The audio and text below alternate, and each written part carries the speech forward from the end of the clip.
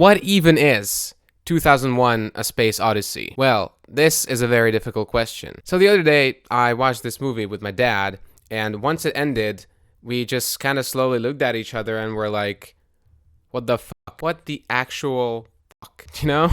This is probably the most mind-bending piece of cinema I have ever seen. It was more brutal than Inception, The Prestige. Not Tenet though, but the thing about Tenet is I don't even think it's a good movie. It's literally made in a way so that you don't understand what's going on. Like, I heard somewhere that the dialogues are made in the way also that it's deliberately very quiet so that you don't hear it fully. And yeah, the first bit of this movie was understandable by and large, although it was very slow paced. I'll talk about this in a second. But the last 20 minutes was a complete and utter mindfuck. So as I said, this was probably the slowest paced movie I have ever seen in my entire life. For example, the opening scene took 15 or so minutes, and literally all that happened in that scene could have just been a 2-minute scene or something. The director really took his time to showcase the location for this first scene in particular, with still pictures for solid 5, 6, 7 seconds. And then after all that happens, we get introduced to this character who we might assume is the main character of this movie, but it kind of turns out he's not. And the actual story kind of kicks off, but again in a very, very slow pace. This person, I don't even remember his name, he doesn't really do anything. He kind of just talks a lot about a virus or something. I don't even know. And he's kind of an important person with this upcoming project and stuff. And he's one of the people that actually discovered the monolith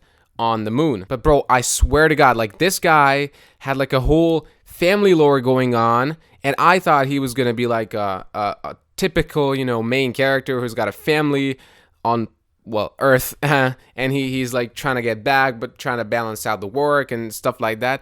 None of that happened. So we just left him there, and then we pick up later when the Jupiter project is already in motion, which is kind of cool. And again, every single scene that shows us a location or a spaceship or something is both very monumental and also drags on for a lot longer than usual. And I actually really like this. This is a very unique thing this movie has. I feel especially nowadays, these kind of scenes, they're kind of rushed. They don't really take their time. This one kind of is on the other far side, but yeah. So I don't really want to talk about the story that much because this is a half spoiler video kind of thing. I don't know. But HAL 9000 is very, very interesting. He's been terrifying from the get-go. And bro, I've got to talk about this now. This video might end up being kind of all over the place, but bro, certain scenes made us, both me and my dad, feel so uneasy. I can't even explain it. It's not that it was scary, but the constant tension that was built into these scenes with the music, with the pictures that are very, very still, not a lot of motion, it was terrifying still. And just never knew what was about to happen, even though I did know that this isn't a horror, so it wasn't as though I was expecting to get jump scared or something, but it was still very, very I can't even explain it with words. I'm telling you, man, some of these scenes, especially the monolith scenes, they literally send shivers down my spine. With these monolith scenes, I know that it's just some block of some metal, I don't know, but the camera angles, the lighting, the colors, and the music created such a unsettling atmosphere to these scenes that I was literally barely making them through without covering my eyes or my ears or something. Even my dad, who actually had seen this movie a long, long time ago and a shit ton more, was like,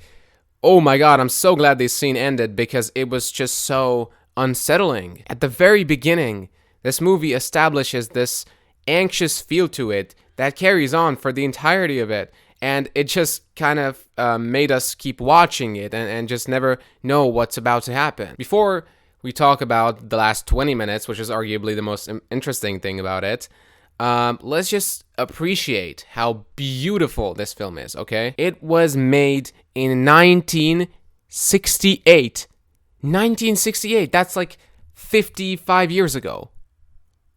Right. This was a decade before Star Wars came out, and I think that the visuals in this movie are just as good as in Star Wars. Who's with me? Why is no one talking about this? All the spacecrafts and the camera work and all that.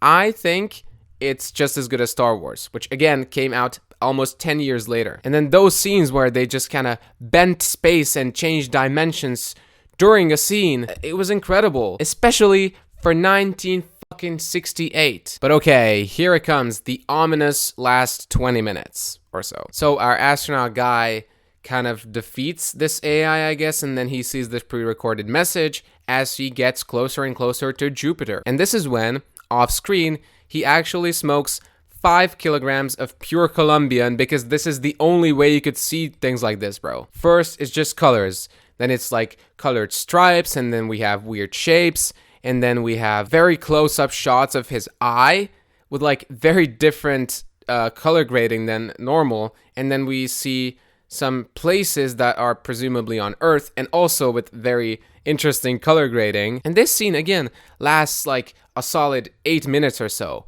It's literally just some of these shots just changing and rotating around, and you have no idea what's happening. And then this sequence suddenly ends just like this. And then the most logical thing comes.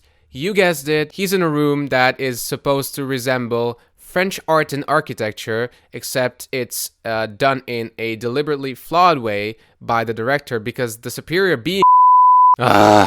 So I saw a couple of videos about the ending of this movie, because it's obviously like a big topic, or, well, not anymore, but it was once. And I stumbled upon this video that is apparently Stanley Kubrick himself explaining the ending of this movie. And what he says is that it is basically supposed to be the dynamic of humans and animals in a zoo, for example. So my astronaut guy, he was trapped in there, and the superior beings, which we don't know what they are, they're superior beings, I don't know. They created this environment for him because this is what they assumed would be good for him, because this is what we do with zoos as well. It's like we get all these animals and we put them in cages or whatever, and then we try to design it in a way that kind of resembles their natural habitat. However, it is not their natural habitat, so it obviously is not quite as good. So this is a pretty good concept, but since not a single word was said in the last, again, 20 minutes or so, I just couldn't figure this out myself, honestly. But I feel like the aim of these movies very often is to make the viewer think. So again, use your creativity, interpret it the way you want. If you find yourself thinking about this movie, it achieved its goal. So when I was watching this movie, there was a lone tabletop without any legs or anything, just leaning against one of the shelves in my room, just standing there. So there's this tabletop right there, aka I have a monolith in my room now. So imagine me completely baffled by this movie and quite freshly in the state of trying to recover from what I had just seen, walk into my fully dark room and find something right in front of me that resembles a monolith pretty damn well. Yeah, and I couldn't even freak out since everyone was asleep. My heart casually skipped like 4 beats, and then I realized what it was and went to bed. Comment down below what your experience was like with this movie, in case you have seen it, and also like the video if you enjoyed. Oh, and remember this statistic? I'm literally gonna put it right here. Look at that. Yikes, am I right? But that's it for today's video. See y'all next time. Peace out.